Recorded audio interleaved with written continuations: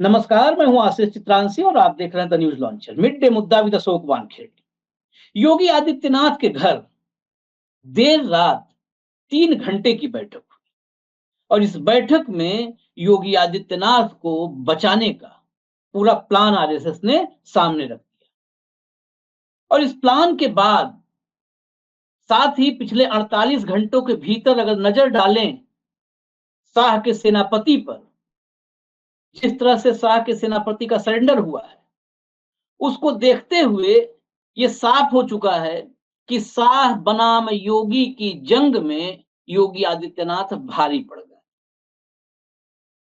हम लोग संघ और भाजपा के तमाम कार्यकर्ताओं से, जो अब तो छोटे छोटे कार्यकर्ता हो गए, पहले बड़े कार्यकर्ता हुआ करते थे वही सब, तो पूछते थे कि क्या हुआ भाई, आज बैठक थी संघ की भाजपा की। तो कहते थे कि अरे बैठक में क्या है, भाजपा और संघ में तो 3 ही काम है, बैठक, भोजन और विश्राम। भाजपा के 3 काम, बैठक, भोजन और विश्राम। तो बड़े दिन बाद ये याद आ गई मुझे भी वो लाइनें, जब एक साथ तीनों चीज हमने देखा। 3 घंटे की बैठक पहले हुई और फिर देर रात भोजन हुआ है और फिर विश्राम। और ये विश्राम योगी आदित्यनाथ के लिए तो बड़ा आरामदेह विश्राम था, मतलब सुकून से आराम किए हैं, विश्राम किए हैं।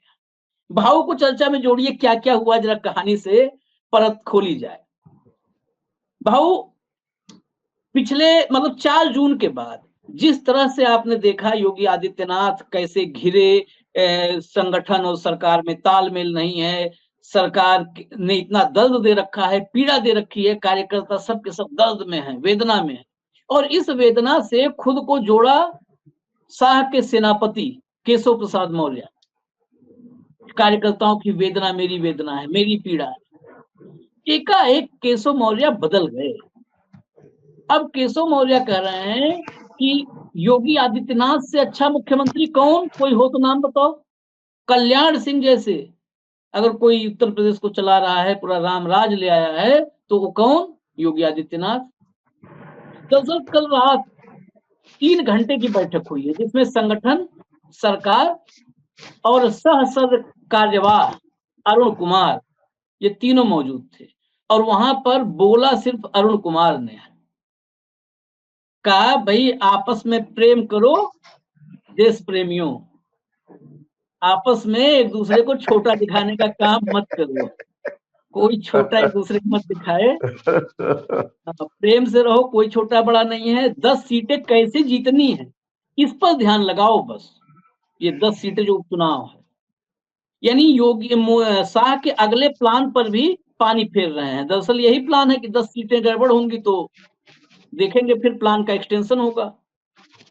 10 सीटें जीतनी है, विपक्ष के नैरेटिव को खत्म करना है, पीडीए वाले, उसके लिए सोशल मीडिया पर लग जाओ, पुराने कार्यकर्ताओं पर भरोसा करो, बूथ पर उनको लगाओ, दूसरे पार्टी से जो आए हैं उन पर उतना भरोसा मत करो, जितने निगम और बोर्ड हैं उनमें पुराने कार्यकर्ताओं को समायोजित करो। हालांकि मोदी जी इससे उलट चलते हैं। राज्यसभा की सूची आई है, जितने दल बदलू थे, शेतकारी पार्टी वाले जो है महाराष्ट्र में, किरण चौधरी अभी अभी आई हैं 10 दिन पहले हरियाणा में, वो राज्यसभा जा रही हैं, सारे। अरुण कुमार मोदी के विचारों से कतई इत्तेफाक नहीं रखते, कहे पुराने को लाओ और 10 सीट जिताओ। अब क्या मान लिया जाए, बिल्कुल क्लियर कट मान लिया जाए कि शाह एंड कंपनी ने सरेंडर कर दिया है और संघ ने सीधे कमान ले ली है?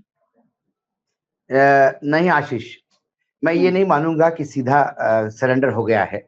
देखिए, 2024 के लोकसभा चुनाव के निर्णय आने के बाद रण जो था वो उत्तर प्रदेश में था, क्योंकि आपादा में अवसर ढूंढ रहे थे और उत्तर प्रदेश की हार का ठिकरा योगी आदित्यनाथ के सर फोड़ उससे निजात पाना चाहते थे। क्योंकि पूरे भारतवर्ष में जहां जहां डबल इंजन की सरकारें हैं, वहां वहां सारे मुख्यमंत्री अमित शाह के दरबार के दरबारी है। वो रबर स्टैंप है, उन्हें आप दरबार में दरबारी कहो, रबर स्टैंप कहो, जो चाहे शब्द कहो, वो यस-मैन है।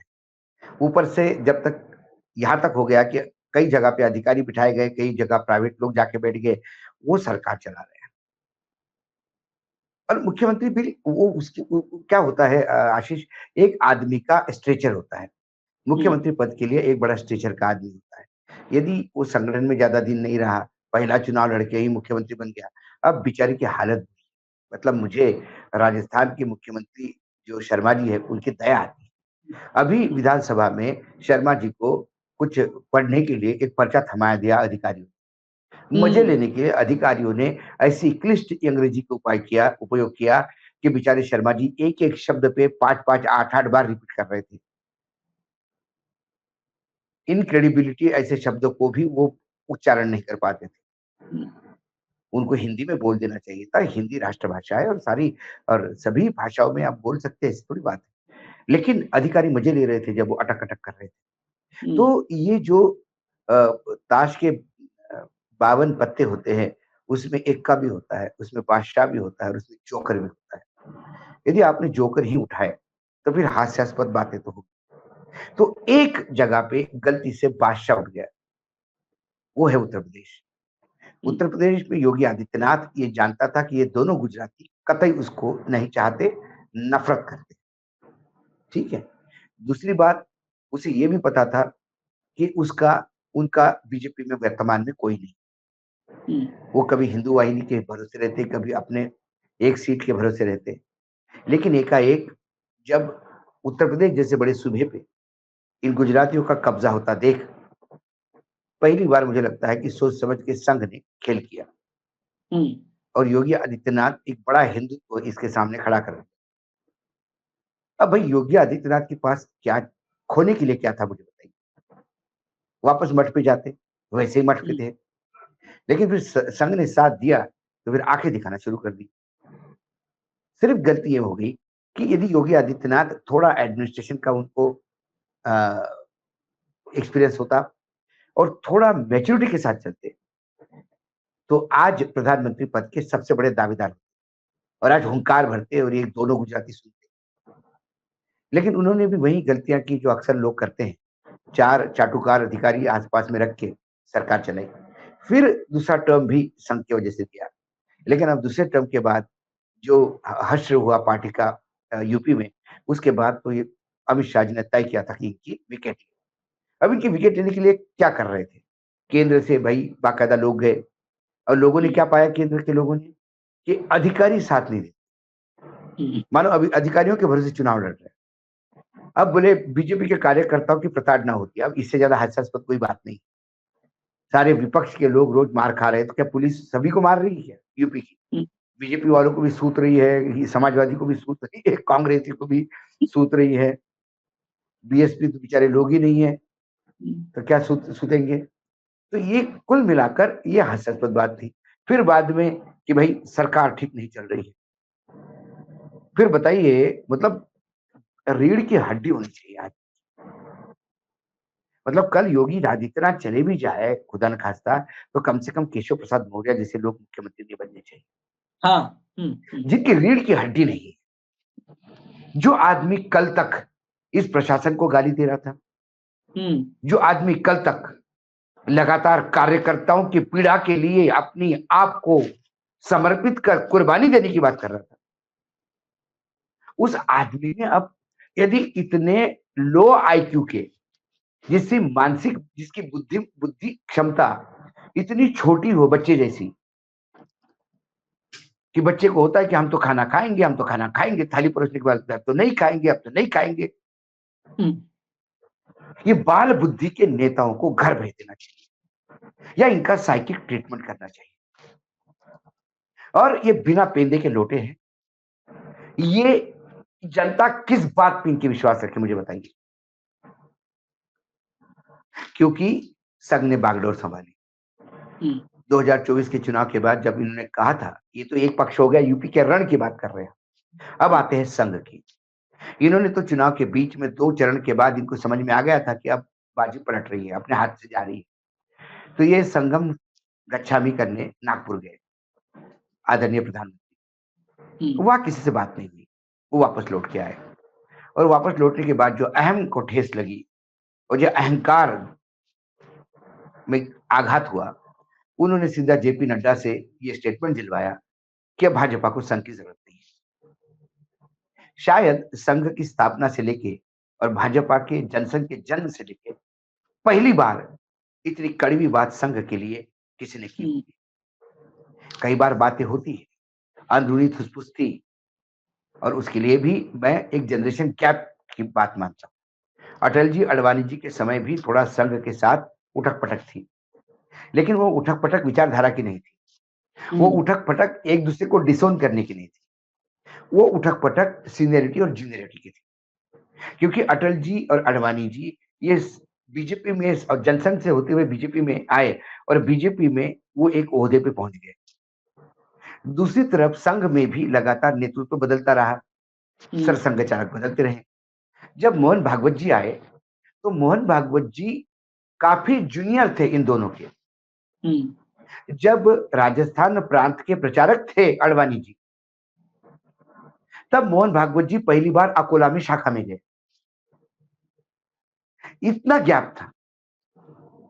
तो पहले जो संघ के दरबार में हाजिर होके रज्जू बाबू तक ये संतुलन बना था, एक सीनियरिटी जूनियरिटी, और फिर जब जूनियर आदमी संघ का सरसंघ चालक हो गया तो फिर इनको लगा कि वो हमारे दरवाजे पे आए, अब हम सीनियर हैं। ये वो भूल गए थे सवाल उम्र का नहीं, सवाल उस पद का है। कोई मैनेजिंग डायरेक्टर कंपनी का हो गया 40 साल में, और 60 साल का कोई प्यून है, तो कल मैनेजिंग डायरेक्टर को कहे कि जरा आज तुम ही आके मेरे को पानी पिला दो, क्योंकि उम्र से मैं तुम्हारे से बड़ा हूं, ये होता नहीं। उम्र मायना नहीं रखती, हमेशा वो पद मायना रखता है। सरसंघ चालक का पद है, उस पद के आगे तमाम संगठन जो डायरेक्टली बीजेपी संघ से जुड़े हो, जो इनडायरेक्टली बीजेपी जैसे संघ से जुड़े हो, उनका ये दायित्व है कि सरसंघ चालक के दरबार में नतमस्तक हो। आप मोहन भागवत के चरणों में नतमस्तक नहीं हो रहे, आप उस पद के सामने, सरसंघ चालक के सामने प्रधानमंत्री भी देश का कुछ नहीं है यदि वो बीजेपी का है। ये एक परंपरा है, वो परंपरा टूटी। अब इस मामले में मैंने सुना कि हमारे साहब ने भी ऐसा ही कुछ कह दिया कि मैं उम्र से आप लोगों से बड़ा हूं, और यदि मैं संघ में रहता तो शायद मैं सरसंघ चालक हो जाता। अब जो अपने आप को भगवान कहे, अजन्मा कहे, नॉन बायोलॉजिकल कहे, ऐसी मानसिकता वाले आदमी से ऐसी बातें अपेक्षित है, अपेक्षित है। तो ये बात अहम जब हिट हुआ तो उन्हें सीधा जाके नड्डा को बोला जरूरत नहीं, और उसका हश्र देख लिया। ये 180 पे आए, राजीव कुमार की मदद नहीं होती तो ये 240 भी नहीं होते, ओरिजिनल 180 का आंकड़ा ही था। तो ऐसे में यदि आप बार बार, राजीव कुमार तो मदद नहीं करेगा ना, उसकी भी एक लिमिट है। हाँ, वो राजीव कुमार ने सारे दरवाजे खोल दिए, उसके बाद भी आप 272 से नहीं पहुंचे ना। और वो अविनाशी भी नहीं है ना, अविनाशी तो यही अविनाशी भी नहीं है। हाँ, अविनाशी भी नहीं है। तो सबसे बड़ा प्रॉब्लम। अब उसके बाद क्या हुआ, अब इनको जब ये कमजोर पड़ गए तो सबको लगा कि ना अब बागडोर लेनी चाहिए। देखिए, कोई भी करेगा। आशीष, आप न्यूज लॉन्चर चलाते हैं, ठीक है, आपने एक किसी को एम्प्लॉय रखा और उसको बोला कि आप अब बाकी बहुत सारी चीजें आप देख लो, मैं जरा व्यस्त हूं। लेकिन जिस दिन आपको पता पड़ जाएगा कि न्यूज लॉन्चर नीचे जा रहा है, लगातार गर्त में जा रहा है, फिर तो आप कमान अपने हाथ में लोगे। अपना बच्चा ऐसा बिगड़ते हुए नहीं देखेंगे। कोई माँ बाप भी बच्चे को एक बिजनेस देते हैं, देखते हैं बिजनेस गड़बड़ हो गया तो पिताजी फिर वापस आके पेड़ी पे बैठना शुरू कर देते हैं, बोलते हैं अरे बच्चे से थोड़ा संभला नहीं गया, थोड़ा सा गड़बड़ हो गई, 1-2 दिन में मैं बैठता हूँ। तो वैसे ही संघ ने किया। संघ ने कहा कि नहीं, अभी बीजेपी को बंद खत्म नहीं होने, बीजेपी को वापस खड़ा करें। और खड़ा करने के लिए पहला रण जो था वो था उत्तर प्रदेश। मैंने कहा ना, उत्तर प्रदेश में योगी का रहना और अध्यक्ष कौन आता है भाजपा का राष्ट्रीय, ये दोनों चीजें बहुत सारी भाजपा के आने वाले भविष्य की नींव डालेंगे, रोड मैप बताएंगे। वर्तमान में जो यूपी में हुआ उससे एक बात तो तय है कि गुजराती लॉबी 2 कदम पीछे आना पड़ा उनको। हाँ। गुजरातियों ने जो भी सेनापति दिए, वो सेनापति बहुत ही खतरनाक निकले और इससे नुकसान हुआ वो गुजराती लॉबी का। मैं बताता हूँ कैसा हुआ। पुराने जमाने में हाथी युद्ध में यूज किए जाते थे, हाथी युद्ध में उपयोग में लाते थे और हाथियों को फ्रंट रो में हाथियों को खड़ा कर दिया जाता था, क्योंकि सामने से जो बाणों की वर्षा होती थी वो हाथी के मस्तिष्क को जख्मी करती थी और ये हाथी का मस्तक जो है बहुत नाजुक होता है। जब इस पे प्रहार होता है तो हाथी पागल हो जाता है और फिर हाथी किसी के कंट्रोल में नहीं रहता, वो सीधा सामने वाले के फौज में भागते हुए जो उसका फ्रंटल होता है उसको बर्बाद कर देता है। ये युद्ध की रणनीति होती है, लेकिन सारे हाथी एक जैसे नहीं होते। कुछ हाथी कमजोर दिल के होते हैं, वो 2 बाण लगने पे वो टर्न मारते हैं उल्टा और अपनी ही फौज को पैरों के नीचे रोनते हुए निकल जाते हैं, भाग जाते हैं। तो एक कमजोर हाथी फौज को भारी, कहावत है। हालांकि कहावत कुछ और है, लेकिन एक सभ्यता का चोला है अपने पास। अब हम उस परिवार से आते हैं कि जहाँ असभ्यता 10 कोस दूर रखनी होती। तो एक कमजोर हाथी फौज को भारी, तो ये कमजोर हाथी है तुम्हारा जो उप मुख्यमंत्री है, जो लगातार अपने केशव मौर्य, जिसमें अब मतलब कल्याण सिंह दिखने लगे और इनको क्या क्या नहीं दिखने लगे। अब कुछ दिनों के बाद एक साक्षात भगवान का रूप गोरखनाथ न दिखे, यही मुझे डर है। और फिर राम का अवतार और हनुमान का अवतार बोलना भी शुरू न कर दे, तो फिर दिल्ली से डंडा पड़ जाएगा कि राम तो इधर बैठे हैं, 2-2 राम कैसे हो सकते। तो ये चाटुकारिता की अच्छी होती है। उनने देखा केशव प्रसाद मौर्य ने कि संघ टेक ओवर करना है। चूहे पहले भागते हैं, देखो जब जहाज डूबता है, भूकंप आता है तो कुत्ते सबसे पहले भाग जाते हैं, उनको पता पड़ता है। तो ये भूचाल आ रहा है बीजेपी में, जहां संघ फिर टेक ओवर कर रहा है। 5-5 घंटे की मुलाकात और इसके बाद भी राष्ट्रीय अध्यक्ष के ऊपर नाम के ऊपर एक मत नहीं होना, इसका मतलब संघ ने ठान ली क्या करना है। लेकिन संघ की जैसी की आदत है, संघ वो भी नहीं करता। संघ की वो आदत भी नहीं है कि संघ जल्दीबाजी नहीं करता। संघ स्लो एंड स्टडी चलता है। मैं कई बार पहले भी बता चुका हूँ इस बात को। तो संघ अभी राष्ट्रीय अध्यक्ष के लिए ठीक है, लेकिन ये 10 सीटें जो है, जो योगी आदित्यनाथ का भवितव्य तय करने के बाद गुजरात लॉबी कर रही थी, उन 10 सीटों के लिए संघ ने कम कर दी। और अरुण कुमार सही कह रहे हैं आपने, मेरे पास भी सूचनाएं हैं कि उस पूरे मीटिंग में सिर्फ अरुण कुमार बोलते रहे, डांटते रहे और बच्चे टीचर की सुनते रहे। सुनना ही था। संघ में ऐसा ही होता है। संघ में शाखा लगती है तो वहां पे बौद्धिक दिया जाता है, उसको बौद्धिक कहते हैं लोग। बौद्धिक दिया जाता है और बाकी सब सुनते हैं। संघ आपको विचार करने का अधिकार नहीं देता। इस पूरे एपिसोड में विचार है, हाँ, संघ का एक विचार होता है, वही आपको एक्सेप्ट करना होता है। इस पूरे एपिसोड में जो केशव मौर्य की आपने चर्चा की, उनको तो कहीं का नहीं छोड़ा। जो आदमी चिट्ठी लिख रहा था, योगी के ही मंत्रालय में चिट्ठी लिखा था, चिट्ठी लिख करके कि भाई संविदा पर कितने जो है आरक्षण के नियम का पालन हुआ है, क्या क्या हुआ है, चिट्ठी लिखा। जिस आदमी ने नाक में दम कर दिया था, आज कह रहा है कि जी ये तो अद्भुत है। अरे बाबा, लॉ एंड ऑर्डर खराब है करके डीजी वीजी सबकी मीटिंग ली थी, मीटिंग कर ली कि बहुत खराब स्थिति है उत्तर प्रदेश में, ये हालत है, और वो केशव मौर्य सरेंडर कर गए। इसका ये जो हमने शाह पर कि शाह कमजोर क्या पड़ रहे हैं या मोदी क्या कमजोर पड़ रहे हैं, ये तो खैर उसका एक्सटेंशन है। लेकिन उत्तर प्रदेश के 10 सीटों पर एक बात और कहा, उससे थोड़ा सचेत भी होना चाहिए, क्योंकि ये संघ और भाजपा, ये संघ भाजपा को बचाने के लिए और भाजपा खुद को बचाने के लिए, ये किस स्तर तक जा सकते हैं इसको कोई आंक नहीं सकता, हम भी नहीं आंक सकते। इन्होंने 2 बातें कहा, पीडीए का नैरेटिव तोड़ने के लिए सोशल मीडिया पर आ जाओ, जाति तोड़ने के लिए हिंदुत्व के एजेंडे को और धार दो।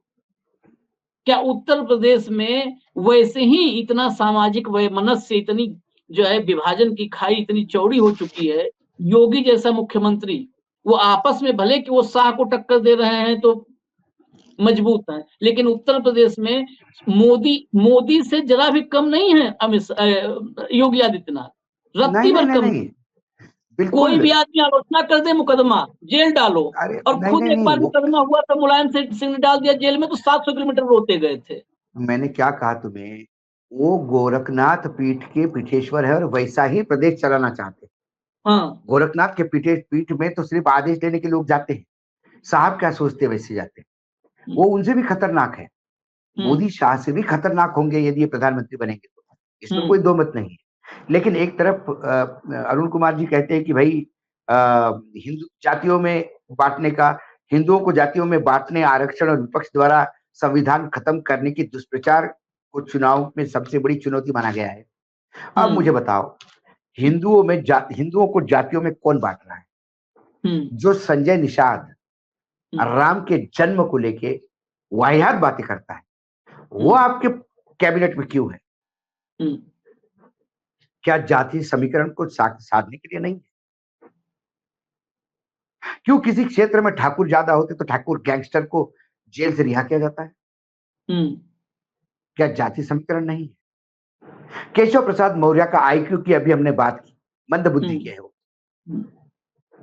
उसके बावजूद भी, हारने के बावजूद उसे उप मुख्यमंत्री बनाया गया। किस लिए? क्या ये जातीय समीकरण और जातीय कैलकुलेशन नहीं है, गुणा भाग नहीं है? अरे आप करो तो जातीय गुणा भाग, और दूसरे कहे तो हिंदुओं को बांटने की बात करते हैं। हिंदू भगवान देवी देवताओं को गाली देने वालों को निकाल के फेंक दीजिए बाहर, है आप में औकात, क्योंकि आपको डर है।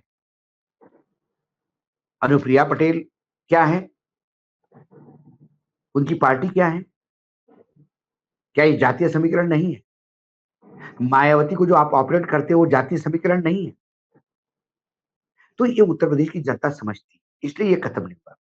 आरक्षण और संविधान, ये बात विपक्ष ने कब कही? अरुण कुमार जी को चाहिए था कि सबसे पहले हेगड़े को पार्टी से निकाल दो और लल्लन को पार्टी से निकाल दो, जिन्हें ये बात करी, अरुण गोविल से पार्टी से निकाल दो, प्रधानमंत्री के आर्थिक सलाहकार को उठा के फेंक दो,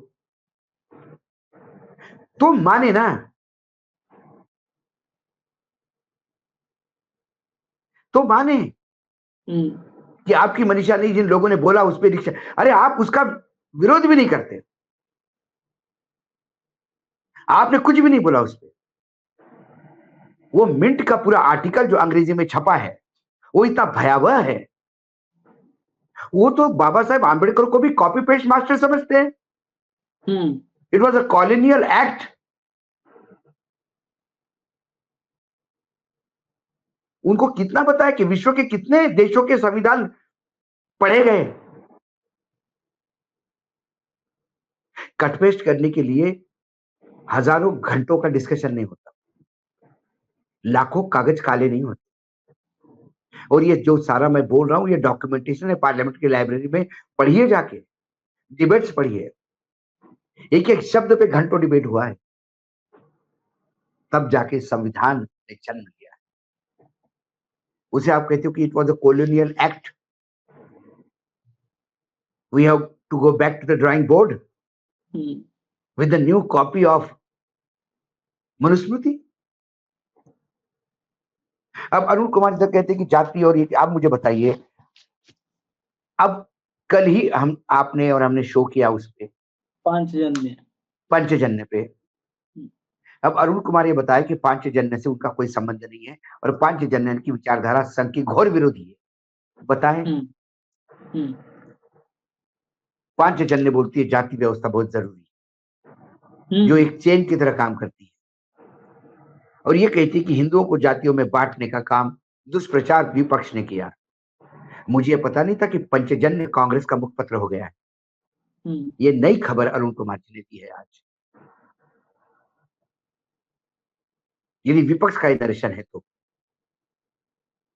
तो कुल मिलाकर ये एक नरेशन बिल्ड करना कि आपको एक ही चलना है। और जैसा कि आपने कल भी, हमने कहा भी, स्वयं उन्होंने कहा था, हमारे गृह मंत्री ने कार्यकर्ताओं से संबोधित करते हुए जयपुर, या हमारे पास लाखों व्हाट्सएप ग्रुप है, सच्चा हो या 34 झूठा हो, खट्टा 34 लाख, सच्चा हो या झूठा हो, मीठा हो या कड़वा हो, यदि हम उस पर डाल दें तो पूरे देश में स्प्रेड हो जाता है। और उदाहरण के तौर पे उन्होंने बोला था कि अखिलेश यादव को उनके पिता मुलायम सिंह जी ने लपड़ मार दिए, ये हमने प्रसारित किया, पूरा देश में चर्चा का विषय हो गया। अखिलेश यादव अपनी सफाई देते रहे, हालांकि वो झूठ था, ये भी बोले वो।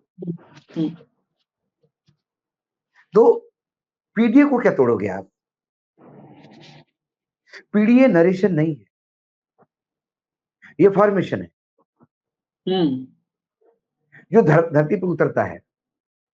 आपका नरेशन फॉर्मेशन में नहीं बदलता, क्योंकि आप दलितों को हिंदू कहते हो और गॉगल पहनने पे पीटते हो, दलितों को हिंदू कहते हो और उनको आईएएस अधिकारी बनने नहीं देते हो, दलितों को कहते हो कि तुम हिंदू हो, ये कांग्रेसी वांग्रेसी के चक्कर में मत पड़ो, हम हिंदुत्व की पार्टी है।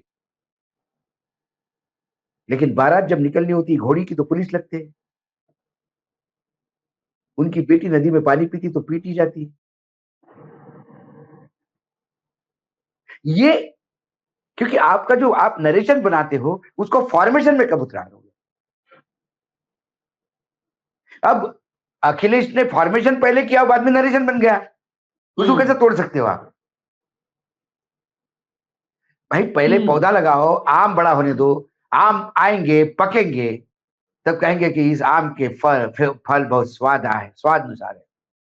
तुमने आम का पौधा लगाने की जगह तय कर ली और बता रहे हो कि इसके आम के स्वादिष्ट कितने फल होंगे। अरे पेड़ कहाँ है?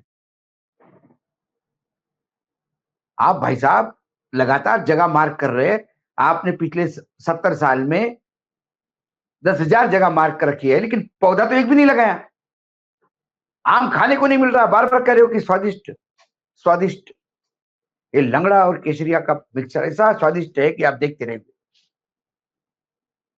कहाँ है? पीढ़ियों को क्या तोड़ोगे आप? जिसने पौधा लगाया वो खा रहे हैं, आम बता रहे स्वादिष्ट है। ये फर्क है दोनों में। वही आम मोदी जी। हाँ, और ये बार बार इन 10 सीटों की इसलिए ताकत झोंक रहे हैं क्योंकि इनको बताना है गुजरातियों को कि तुम लाख प्रयास कर लो, हम योगी जी को नहीं छोड़ेंगे अकेले। और योगी जी पे हमला इसका मतलब संघ पे हमला है। ये नरेशन लिखिए, जिस ताकत के साथ संघ उठा है, ये मीटिंग उसी का द्योतक है। 10 चुनाव के नतीजे, 10 उपचुनाव के नतीजे क्या आते हैं ये महीना नहीं रखता, लेकिन गुजरातियों को तो ये बात बता दी गई, सनद रहे यूपी की तरफ देखना मत। और जब राष्ट्रीय अध्यक्ष होंगे और यदि वो संघ समर्थित आ गए तो फिर कई राज्यों के मुख्यमंत्रियों के ऊपर गाज, ये बात भी तय है, क्योंकि फिर संकट सत्ता पे कसावट करेगा।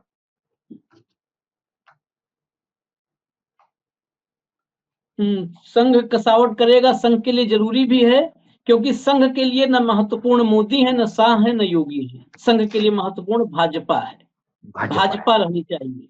और भाजपा को जिस मुकाम पर, लोगों को तो लग रहा होगा कि हम गलत बोल रहे हैं, लेकिन बहुत गहराई से सोचेंगे तो जिस मुकाम पर पहुंचा दिया है मोदी और शाह ने, जिस दिन भाजपा सत्ता से दूर गई, 50 साल कम से कम फिर दोबारा जो है दिल्ली की तरफ देखने की हालत। लोग चाहे हमारे दर्शक हमें कहें कि आपने यू टर्न तो नहीं लिया या आप गलत नहीं बोल रहे, लेकिन हमें भाजपा भी चाहिए, क्योंकि विपक्ष में अब 2 धुराएं हो चुकी है। एनडीए गठबंधन भाजपा के नेतृत्व में और इंडिया गठबंधन कांग्रेस के नेतृत्व में। एक कोई भी एक दल निरंकुश सत्ता के आ जाए, वो तानाशाह होगा। ये सवाल मोदी या राहुल गांधी का नहीं है, ये निरंकुशता आदमी को डिक्टेटर बनाती है। अच्छे खासे लोगों का दिमाग खराब हो जाता है जब पैसा आता है और सत्ता आती है, तो व्यवहार बदलने लगता है। अरे राज्यसभा मेंबर बनने के बाद व्यवहार बदलने लगता है। हमने कई लोगों को देखा कि जो राज्यसभा बने, लेकिन जो खानदानी होते हैं वो है ना, जो खानदानी है, नर्म है मिजाज उनका, इनका लहजा बताता है कि नहीं नहीं दौलत आई है, नहीं नहीं नहीं है। नहीं। तो ये बताता है कि ये नया नया पावर मिला है।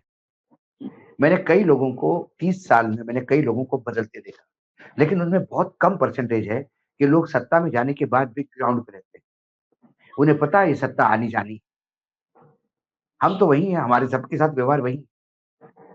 और मैं तुम्हें उदाहरण बताऊं, ये एक स्पोक्स पर्सन हुआ करता था पार्टी का, बलूनी,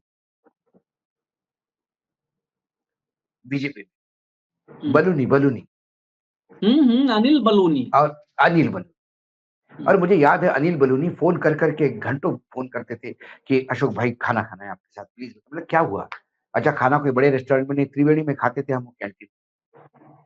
नहीं अशोक भाई मुझे इस इश्यू पे थोड़ा सा गाइड करिए प्लीज। ये अनिल बलूनी।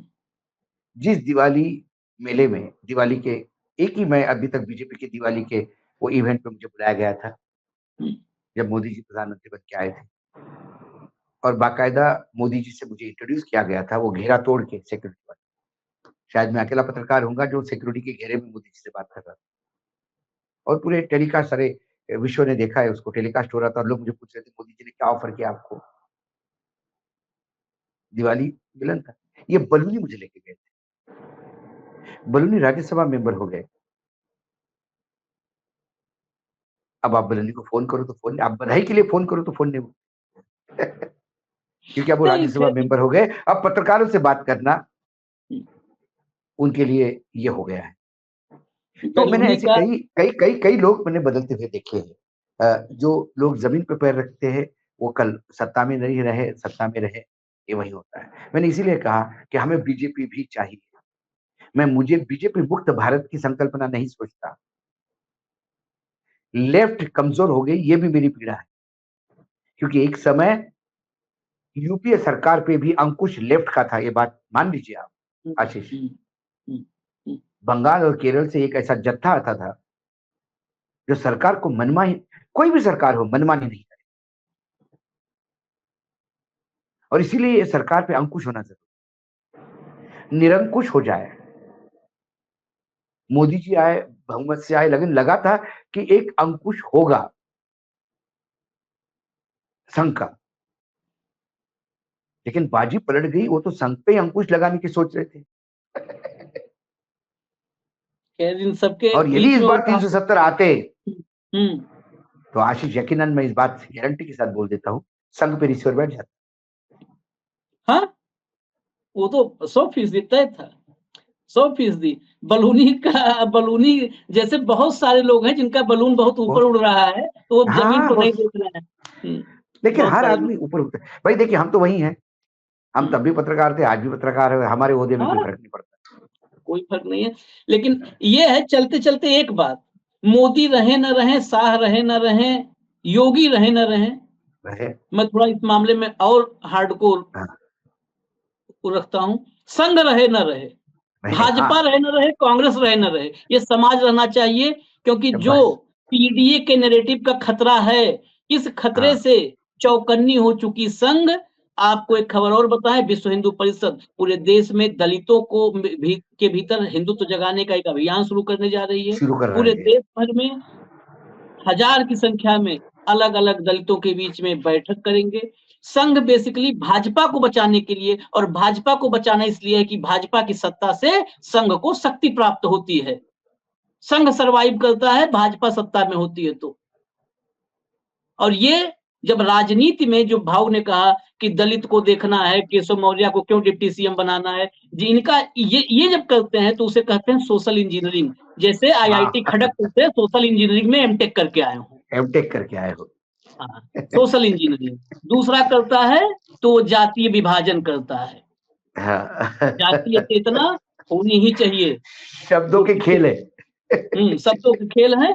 इसलिए इससे चौकन्ने रहिए। ये पीडीए के चक्कर में जब चुनाव आएगा तो आपको हिंदू बना देंगे, और जब चुनाव खत्म हो जाएगा तो घोड़ी पे चढ़ के बारात नहीं निकलने देंगे। इससे चौकन्ना रहा। चुनाव आते ही चुनाव में हिंदू बन जाओ।